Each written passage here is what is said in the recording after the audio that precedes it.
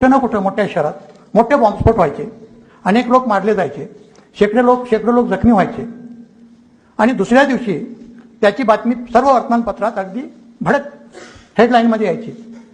हे बातमी येणं काही फारसं मला आश्चर्य वाटत नव्हतं, कारण तो मोठे स्फोट होते, अतिरेकी हल्ला म्हणजे कृत्य होतं, हे येणं योग्य आहे.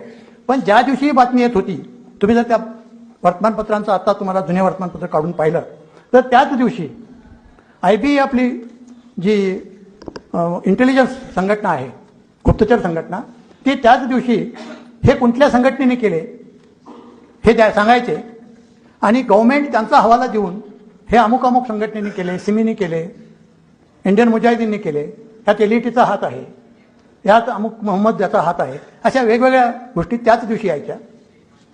त्याच्यानंतर 4 ते 8 दिवसानंतर प्रत्येक राज्यामध्ये ज्या अँटी टेररिझम स्क्वॉड्स आहेत त्याची वेगवेगळी नावं आहेत. महाराष्ट्रामध्ये ATS म्हणतात, कुठे SIT म्हणतात, कुठे STF म्हणतात, कुठे स्पेशल सेल म्हणतात.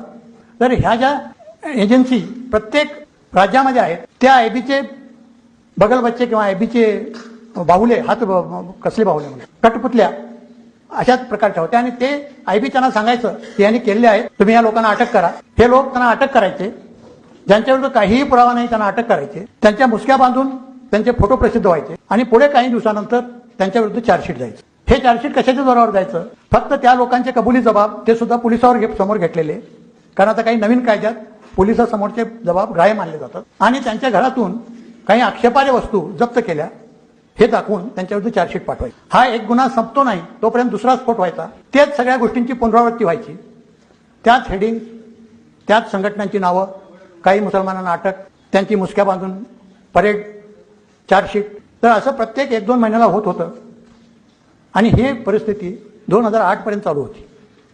त्यामुळं सर्वसामान्य जनतेच्या मनामध्ये असा एक संभ्रम निर्माण झाला होता किंवा अशी खात्री होत चालली होती की हे सगळे स्फोट मुस्लिमच करतात आणि संपूर्ण मुस्लिम समाजाबद्दल एक गैरसमज सगळ्या समाजामध्ये निर्माण झाला होता आणि तो आजही आहे. तो कुठपर्यंत चालू राहिला? जोपर्यंत करकरे महाराष्ट्र ATSचे चीफ झाले नाही तोपर्यंत चालू झाला. करकरेंनी जून 2008 मध्ये ATS प्रमुख पदाची सूत्र हाती घेतली. त्याच्यानंतर सप्टेंबरमध्ये मालेगावचा दुसरा स्फोट झाला. पहिला स्फोट 2006 साली झाला होता, त्यामध्ये 9 मुसलमानांना आत टाकलेलं होतं, ते अजून आतच होते. तर 2008 मध्ये सप्टेंबरमध्ये दुसरा स्फोट झाला. नेहमीप्रमाणे IBने त्यांना आपले इनपुट्स ज्याला म्हणतात की बाबा अमुक अमुक संघटनांनी केलं, अमुक लोकांचा सहभाग आहे, त्यांना अटक करा.